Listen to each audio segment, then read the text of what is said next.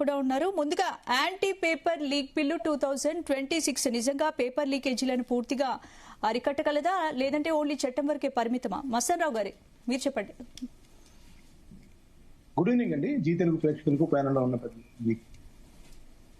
ఖచ్చితంగా అండి. ఇప్పుడు నీట్ ఎగ్జామ్ ప్రశ్నాపత్రం లీక్ తర్వాత ఏదైతే దేశవ్యాప్తంగా నిరసనలు వెల్లువెత్తాయో, సో దాదాపు 12 మంది నుంచి 20 మంది దాకా ఆత్మహత్యలు చేసుకున్న నేపథ్యంలో ఒక పెద్ద ఎత్తున నిరసన జరిగింది. ఆ నిరసన ధర్మేంద్ర ప్రధాన్ రాజీనామాలకు దారితీసిన పరిస్థితి. ఈ నేపథ్యంలో ఈ బిల్లు ఈరోజు లోక్సభలో మూజువాణి ఓటుతో ఆమోదం పొందిన పరిస్థితి.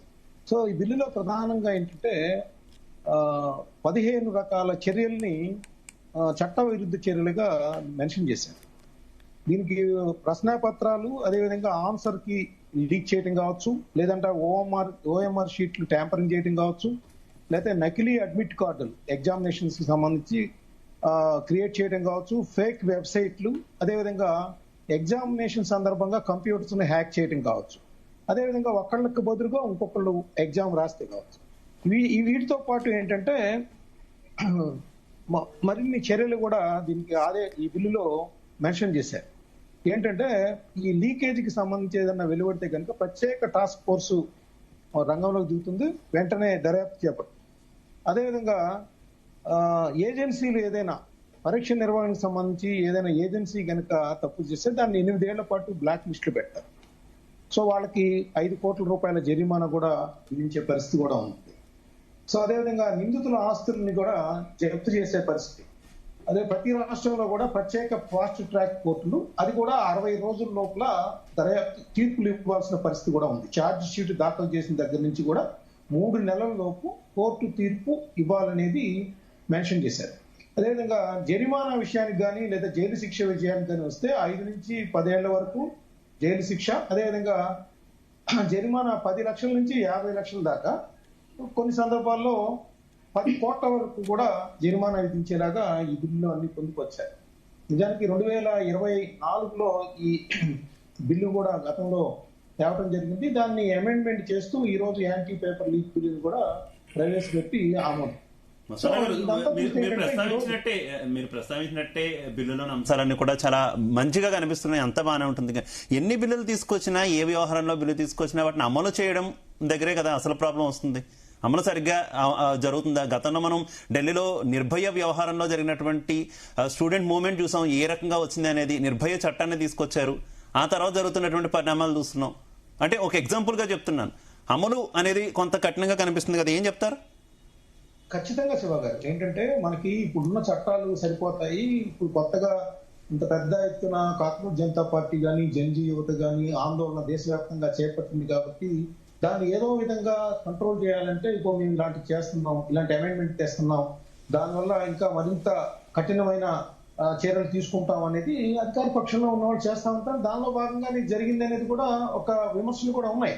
ప్రభుత్వం ఎంత అప్పటికప్పుడు ఈ బిల్లుని తీసుకొచ్చి ఆమోదం పొందేలాగా చేయటం, లేదంటే చర్చ పెట్టడం అన్ని కూడా చూసినప్పుడు మీరు అడిగిన ఏదైతే ఈ చట్టాలు ఏదైతే ఉన్నాయో ఆ చట్టాలు ఉన్న వాటిని జాగ్రత్తగా అమలు చేసుకుంటే సరిపోయేది. కానీ అమలు అవ్వలేదు కదా. ఇంతకు ముందున్న చట్టాలు అమల్లో వైఫల్యమా, చట్టాల్లో లోపాలా, మళ్ళీ ఇంకా కొత్త చట్టాలు రావడాన్ని ఎలా చూడొచ్చుంటారు?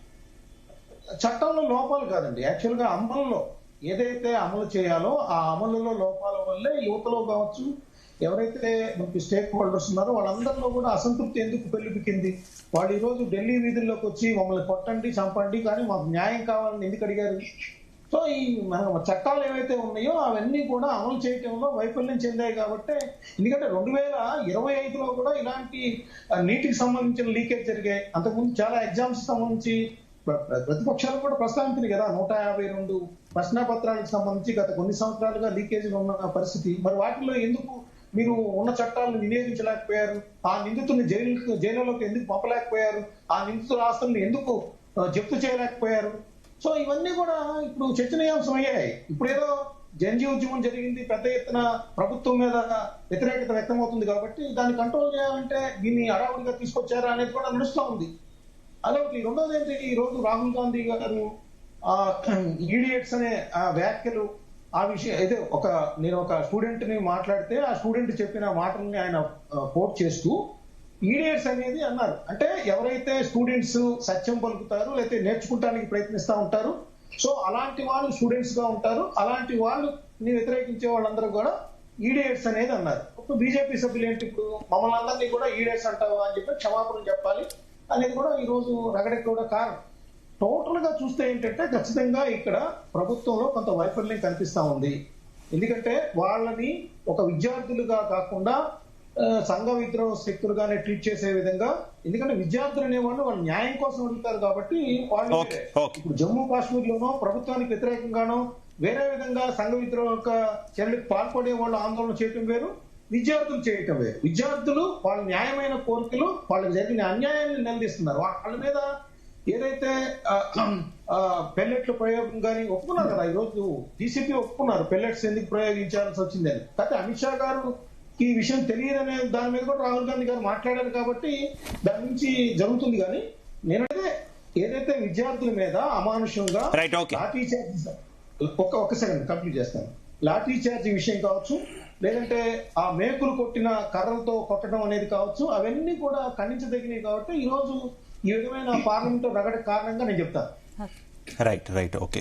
కె శ్రీనివాసరావు గారు, నా ఆడియో క్లియర్ గా ఉందా? శ్రీనివాసరావు గారు మీకు క్లియర్ ఉందండి. శ్రీనివాసరావు గారు, ఈ రోజు పార్లమెంట్ లో జరిగినటువంటి పరిణామాలు, బిల్లు